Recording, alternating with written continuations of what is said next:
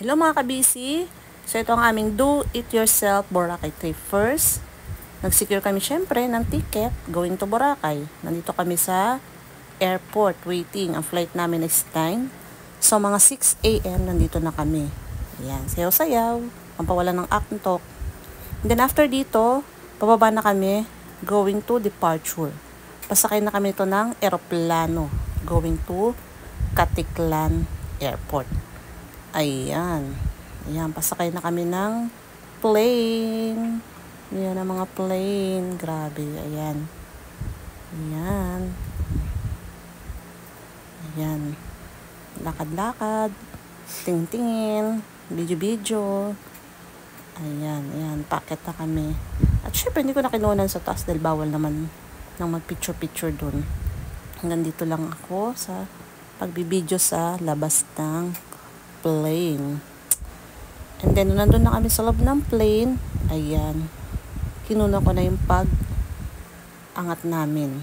Ayan, makikita nyo yung labas. Ayan, no? Ayan. Ready to flight off na yan. Siguro ang aming flight is mga 40 minutes ayon sa captain ng plane. Ayan, medyo mabagal. Medyo mabagal nga lang.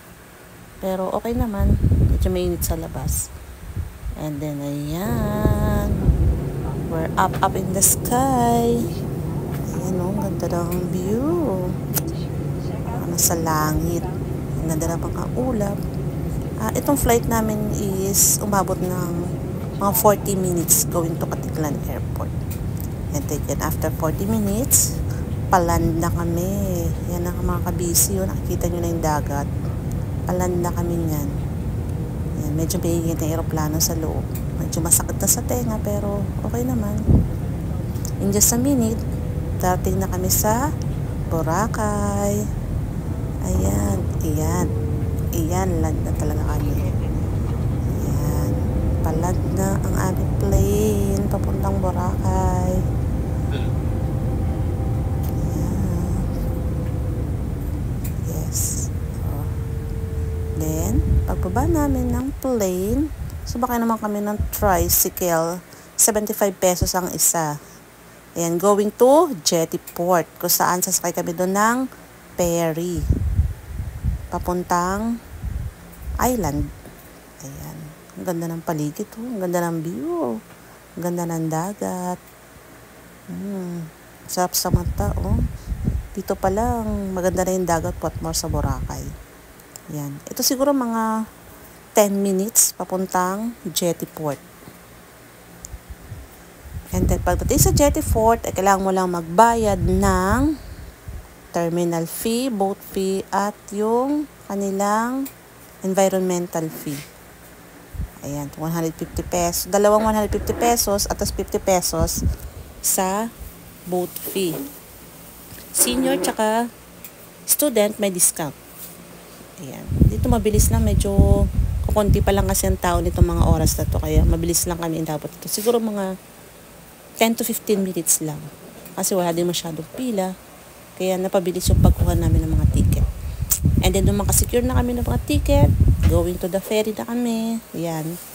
Bibigyan lang kayo ng number, and then kung ano yung number na binigay sa inyo, doon ka uupo sa loob ng ferry. Yan o, hindi daw talaga ng tubig o. Medyo mainit ang kalang klima dito kaysa Boracay. Pero sobrang hangin naman. Ayan. Tingin-tingin ko na sa paligid. Ayan. Saya. Ayan.